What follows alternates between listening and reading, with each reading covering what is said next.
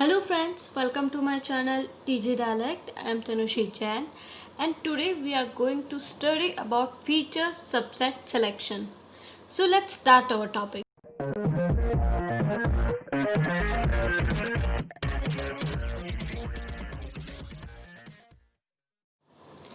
Previous lecture में feature subset selection में अपन ने 2 पॉइंट्स देखे थे। उसी के कंटिन्यूएशन में अपन यहाँ पे थर्ड पॉइंट देखते हैं, measures of feature relevance and redundancy. Relevance and redundancy जो है अपन ने प्रीवियस लेक्चर में भी समझा था। अब अपन देखते हैं कैसे मेजर करेंगे। तो पहला क्या है, measure of feature relevance. Feature relevance का अपन को कैसे आइडिया होता है कि जो फीचर कितना ज़्यादा अमाउंट में इंफॉर्मेशन कंट्रीब्यूट कर रहा है वो इतना ही रेलिवेंट है। तो सुपरवाइज लर्निंग के केस में क्या यूज़ करते हैं अपन, म्यूचुअल इन्फॉर्मेशन उसको कंसिडर करते हैं as a good measure of information contribution of a feature to decide the value of the class label. इसीलिए क्या है, एक गुड इंडिकेटर है किसका, रेलिवेंस ऑफ अ फीचर का क्लास वेरिएबल के रेस्पेक्ट में। जितनी हाई वैल्यू होगी म्यूचुअल इन्फॉर्मेशन की किसी फीचर के लिए, उतना ही वो रेलिवेंट होगा फीचर जो है। म्यूचुअल इन्फॉर्मेशन जो है वो अपन ने देखा सुपरवाइज के केस में यूज़ कर रहे हैं, बट उसको कैलकुलेट कैसे करते हैं, तो इस फॉर्मूले से अपन म्यूचुअल इन्फॉर्मेशन जो है वो कैलकुलेट करते हैं। एम आई ब्रैकेट में क्या लिखा है, सी कॉमा एफ। सी क्या है, क्लास वेरिएबल है, और एफ क्या है, अपना feature set that takes discrete value, then equals to H of C. H of C क्या है, marginal entropy of the class H of C.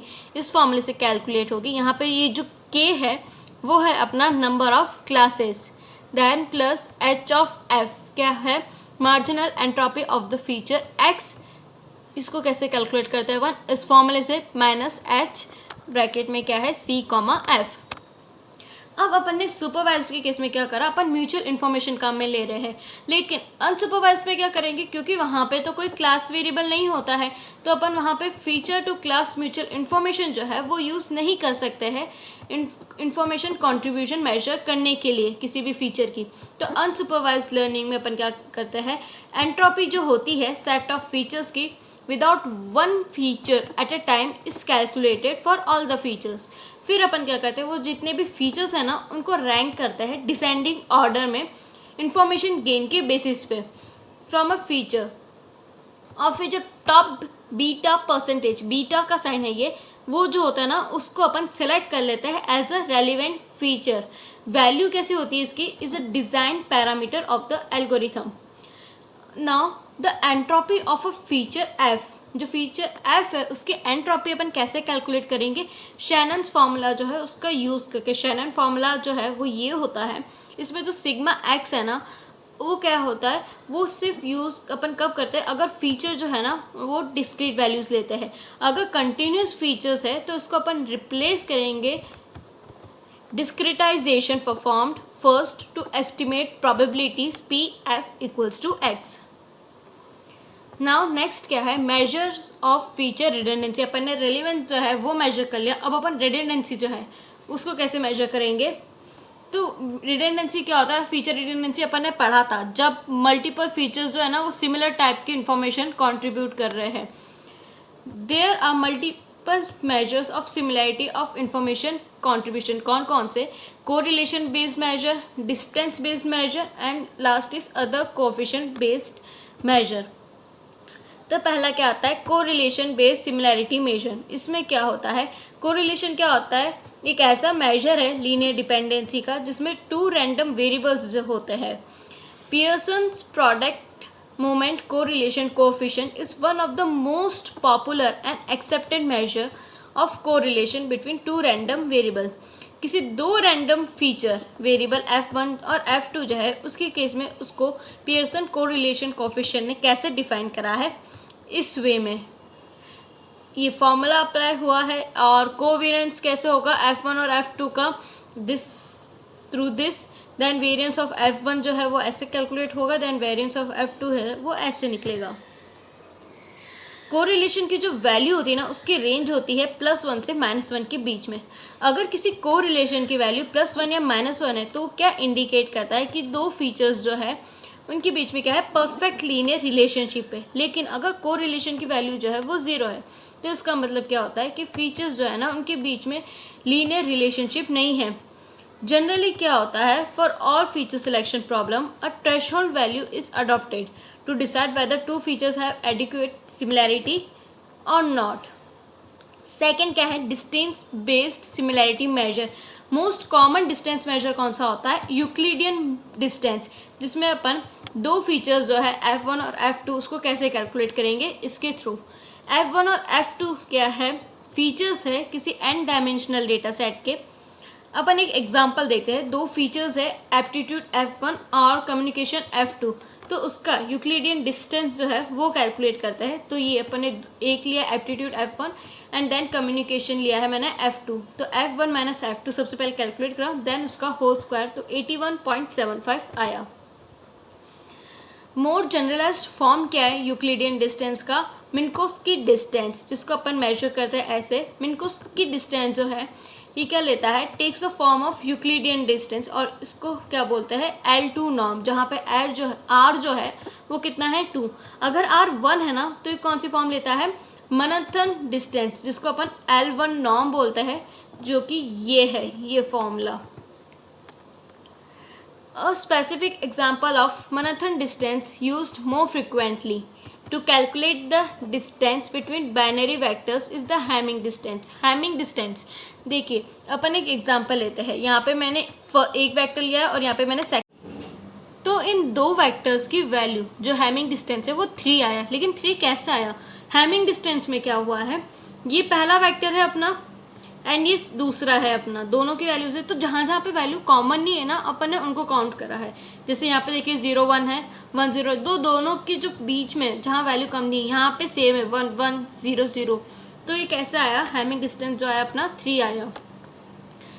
Other similarity measures, Jaccard index coefficient is used as a measure of similarity.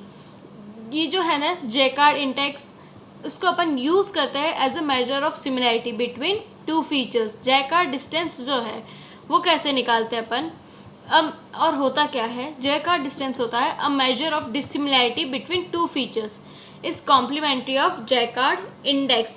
Jaccard distance जो है वो complementary है किसका, Jaccard index का।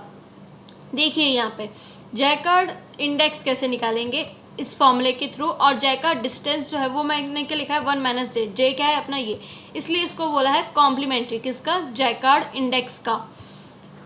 अब Jaccard index के अंदर क्या है n11, n11 का मतलब क्या है कि जो मेरा पहला फीचर है ना उसमें भी वैल्यू 1 हो और जो दूसरा फीचर है दोनों की वैल्यू जो है 1 हो, दोनों के केस में बोथ द फीचर्स है वैल्यू 1। नीचे क्या लिख रखा है n01, यानी जो पहला फीचर है उसकी वैल्यू कितनी हो 0 और जो दूसरा फीचर है उसकी वैल्यू क्या हो 1। n10 में क्या हो जाएगा, पहला फीचर जिसकी वैल्यू 1 हो और दूसरा फीचर जिसकी वैल्यू 0 हो, और n1 जिसमें दोनों की 1 हो। ना अपन ने एक एग्जाम्पल लिया है, पहला फीचर ये है एंड ये है सेकंड फीचर। तो फीचर 1 की वैल्यू क्या है 0 1 1 0 1 0 1 0, ये कुछ भी वैल्यू है, ये पहला फीचर अपना, एंड ये क्या है अपना सेकंड फीचर। अब इसका अपन ने जैकार्ड इंडेक्स कैलकुलेट करा है। तो सबसे पहले n11 यानी जहाँ दोनों जगह 1 हो, कितनी बार हुआ ये 1 2 टाइम्स हुआ है तो यहाँ पे 2 आ गया। देन n01 यानी पहली वैल्यू 0 हो और सेकंड में 1 हो, तो ये कितनी टाइम हुआ है 1 टाइम, तो इसलिए यहाँ पे 1 आया है। फिर n10 यानी पहले फीचर में वैल्यू क्या हो 1, सेकंड फीचर में वैल्यू क्या हो 0, तो ये कितने टाइम है अपना 1 एंड 2 टाइम्स है, तो यहाँ पे 2 आया। देन n1 वापस 2, तो इसका जैकार्ड कोएफिशिएंट क्या निकला है अपना 2/5 या 0.4।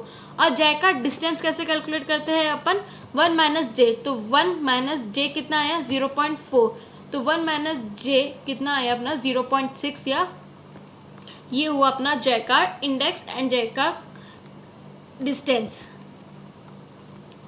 एक और होता है सिंपल मैचिंग कोएफिशिएंट, ये सेम है जैकार्ड कोएफिशिएंट से, लेकिन एक डिफरेंस है कि इसके अंदर है ना अपन वो एक और इंक्लूड करते हैं जहाँ पे जो फीचर्स है उनकी वैल्यू क्या हो 0, यानी दोनों फीचर्स की जो वैल्यू है ना 0 हो, वो केस भी अपन इंक्लूड करते हैं। तो यहाँ पे देखिए SMC में मैंने यहाँ पे n00 और n00 भी इंक्लूड करा है, बाकी जैसे जैकार्ड कोएफिशिएंट में था वैसे ही यहाँ पर है। तो अपन यहाँ पे क्या करते हैं, एक एग्जाम्पल लेते हैं, प्रीवियस जो एग्जांपल था उसी का मैंने क्या करा है, SMC कैलकुलेट करा है। तो N00 देखिए, N11 जैसे अपन ने उसमें कैलकुलेट करा था, कितने हैं 1 और 2। N00 देखिए जहाँ दोनों जगह 0, वो कितना है 1 2 एंड 3, तो यहाँ पे 3 आ गया। वापस N00 पे 3 आया, 0 1 यानी पहले फीचर में 0 और नीचे 1, तो ये कितना है 1। और N10 कितना है अपना, ही 1 2 2। तो अपन ने इसको सॉल्व करा तो कितना आया अपना SMC 0.5। One more measure of similarity using similarity coefficient calculation is cosine similarity। cosine similarity जो है एक ही मोस्ट पॉपुलर मेजर है टेक्स्ट क्लासिफिकेशन में, जिसको अपन कैलकुलेट ऐसे करते हैं cos x, y x dot Y, then x modulo और आप बार का साइन है डॉट वाई। तो x डॉट वाई कैसे कैलकुलेट होगा, इस फॉर्मूले के थ्रू, और ये x बार जो है वो यहाँ पे एंड देन y बार जो है वो ऐसे कैलकुलेट होगा। तो अपन एक एग्जांपल लेते हैं जिसका अपन क्या निकालेंगे, कोसाइन सिमिलैरिटी। तो ये x की वैल्यू है और ये y की वैल्यू है। तो सबसे पहले x डॉट वाई कैसे निकलेगा, अपन ने ये फॉर्मूला यूज़ करा, तो इस फॉर्मूले में के अकॉर्डिंग क्या हुआ, 2 मल्टीप्लाई बाय जो पहली वैल्यू है इसकी 2, प्लस फिर सेकेंड वैल्यू क्या है इसकी 4 multiply by 1 plus and so on करते जाएंगे। तो कितना है x डॉट वाई 19। फिर अपन ने x बार निकाला, यानी जितनी भी वैल्यूज थी उनका स्क्वायर करके रूट कितना है 5.83, और y बार निकाला तो जितनी वैल्यूज थी उसका स्क्वायर और रूट कितना आया 4.47। फिर अपन ने कोसाइन निकाला तो कितना आया 0.729। अब ये जो कॉजन सिमिलैरिटी होती है ना, ये एक्चुअली कैसे मेजर करते हैं अपन, एंगल्स में, एंगल बिटवीन x और y वेक्टर्स। अगर कोसाइन सिमिलैरिटी की वैल्यू कितनी है 1, तो एंगल क्या बनता है x और y के बीच में 0, जिसका मतलब क्या होता है x और y जो है ना वो सेम है एक्सेप्ट फॉर द मैग्नीट्यूड। अगर कोसाइन सिमिलैरिटी जो है वो 0 है तो एंगल क्या बनता है x और y के बीच में 90, जिसका मतलब क्या होता है कि वो कोई भी सिमिलैरिटी जो है वो शेयर नहीं करते हैं। इन केस ऑफ टेक्स्ट डेटा क्या होगा कि कोई भी टर्म या वर्ड जो है वो कॉमन नहीं है। तो अपना जो एग्जाम्पल था उसके अकॉर्डिंग अपना कोसाइन सिमिलैरिटी जो है उसका एंगल कितना बनता है 43.2 डिग्री, इस वे से। Now fourth point is overall feature selection process. Feature selection में क्या कर रहे हैं अपन, सबसेट निकाल रहे हैं फीचर्स का डेटा सेट में से। तो इसके अंदर क्या है 4 स्टेप्स होती है, generation of possible subset, subset evaluation, stop searching based on some stopping criteria and validation of the result. ये कुछ इस वे से है। सबसे पहले अपन ने क्या करा, फुल फीचर सेट डाला, फिर अपन ने क्या करा सबसेट जनरेशन करा, फिर उसमें से सबसेट गए जिनका अपन ने इवेल्युएशन करा, देन गुडनेस ऑफ सबसेट का हुआ है तो स्टॉपिंग क्राइटेरिया में गया, अगर वो यस है तो रिजल्ट वैलिडेशन में जाएगा, अगर नो होता है तो वापस वो कहाँ जाता है सबसेट जनरेशन में। तो ये जो चारों टर्म्स देखी थी अपन ने, इसको अपन डीपली समझते हैं। सबसे पहला क्या होता है सबसेट जनरेशन। ये फर्स्ट स्टेप होता है फीचर सिलेक्शन एल्गोरिथम में, जिसमें वो क्या करता है सर्च करता है प्रोसीजर कितने वो पॉसिबल जो सबसेट है वो बना सकता है। अगर n डायमेंशनल डेटा सेट है तो उसके कितने सबसेट बन सकते हैं 2n, यानी पावर सेट्स। तो अगर n की वैल्यू है ना 2 है फॉर एग्जांपल, तो कितने उसके पॉसिबल सबसेट बनेंगे, तो 2 की पावर 2 कितने 4। सिमिलरली अपन क्या करते हैं ऐसे कैलकुलेट करते हैं कितने सबसेट बन सकते हैं। As the value of n becomes high, finding an optimal subset from all the 2n candidate subsets become interactable. For that reason, different approximate search strategies are employed to find candidate subset for evaluation. तो अपन एक side क्या करते हैं search कैसे start करते हैं एक empty set से, और फिर अपन उसमें फीचर्स जो है ना वो ऐड करते जाते हैं। तो इस स्ट्रेटजी को क्या बोलते हैं सिक्वेंशियल फॉरवर्ड सिलेक्शन। और दूसरी तरफ अपन क्या करते हैं सर्च स्टार्ट करते हैं पूरे फुल सेट से, और उसमें अपन एक एक फीचर जो है वो रिमूव करते जाते हैं, जिसको अपन बोलते हैं sequential backward elimination. In certain cases search start with both and. बहुत से केसेस में क्या होता है सर्च जो है ना यानी बैकवर्ड और फॉरवर्ड दोनों साइड से स्टार्ट होती है, यानी अपन उसमें ऐड और रिमूव दोनों करते हैं साथ में साइमल्टेनियसली। इस स्ट्रेटजी को अपन क्या बोलते हैं bidirectional selection. Each candidate subset is then evaluated. फिर अपन ने जो सबसेट्स निकाले ना, हर एक सबसेट को अपन क्या करते हैं, इवेल्युएट करते हैं और कंपेयर करते हैं किससे, with the previous best performing subset. जो प्रीवियस सबसेट था उसका जो परफॉर्मेंस था उससे अपन कंपेयर करते हैं, किसके बेसिस पे, based on certain evaluation criteria. अगर नया सबसेट जो है वो अच्छा परफॉर्म कर रहा है तो अपन उसको रिप्लेस कर देते हैं प्रीवियस वाले से। This cycle of subset generation and evaluation continues till a pre defined stopping criteria is fulfilled. ये कब तक चलता जाता है, जो अपन सबसेट जनरेशन और इवेल्युएशन जो है, जब तक अपन है ना प्री डिफाइंड जो शॉपिंग क्राइटेरिया है, उस स्टॉपिंग क्राइटेरिया जो है उसको फुलफिल नहीं कर देते। Some commonly used stopping criteria are, पहला क्या है, द सर्च कंप्लीट। सेकंड है सम गिवन बाउंड, एग्जांपल क्या है, a specified number of iteration is reached. Third है सब्सिक्वेंट एडिशन और deletion of the feature is not producing a better subset. And fourth is a sufficiently good subset, example क्या है, a subset having a better classification accuracy than the existing benchmark is selected. अब उसके बाद क्या करते हैं अपन, जो selected best subset होता है ना, इज वैलिडेटेड एदर अगेंस्ट। उसको अपन कैसे वैलिडेट करते हैं, या तो प्रायर बेंचमार्क से और by experiment using real life और synthetic but authentic data set से। In case of supervise learning, supervise learning के केस में कैसे करेंगे, जो एक्यूरेसी है लर्निंग मॉडल की, may be the performance parameter consideration for validation or the accuracy of the model using the subset derived is compared against the model accuracy of the subset derived using the some other benchmark algorithm। यानी जो accuracy अपन को मिली है model से using, जो अपन को subset अपन ने derive करा नया वाला, उसको अपन किससे कंपेयर करते हैं, उस मॉडल एक्यूरेसी जो पुराना सब जो बेंचमार्क एल्गोरिथम के थ्रू जो सबसेट अपन को डिराइव हुआ है उसकी जो मॉडल एक्यूरेसी है उससे। और अनसुपरवाइज के केस में कैसे करते हैं अपन, क्लस्टर की quality may be the parameter for validation. Now fifth is feature selection approaches. इसके अंदर 4 टाइप ऑफ अप्रोचेस आती है। First is filter approach, second is wrapper, third is hybrid and fourth is embedded. तो पहली क्या है, filter approach.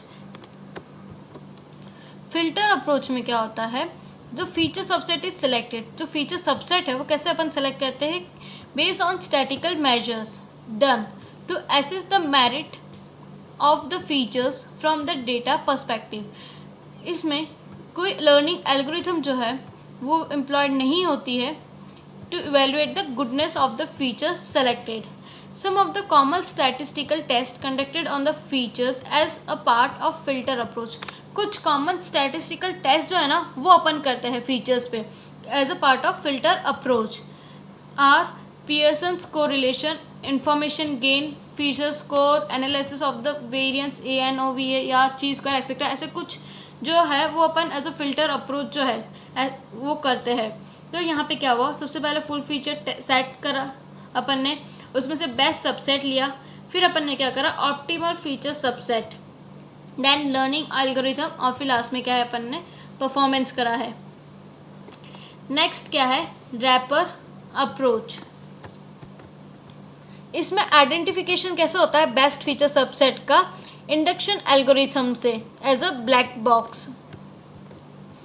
जो feature selection algorithm है वो सर्च करता है good feature subset induction algorithm का यूज़ करके itself as a part of the evaluation function। अब जबकि जो अपना कैंडिडेट सबसेट है वो हर एक कैंडिडेट सबसेट जो है उसमें क्या है, द लर्निंग मॉडल जो है ना वो ट्रेंड है अपना, और द रिजल्ट जो होता है वो इवेलुएट करते हैं अपन कैसे रन करके लर्निंग एल्गोरिथम को।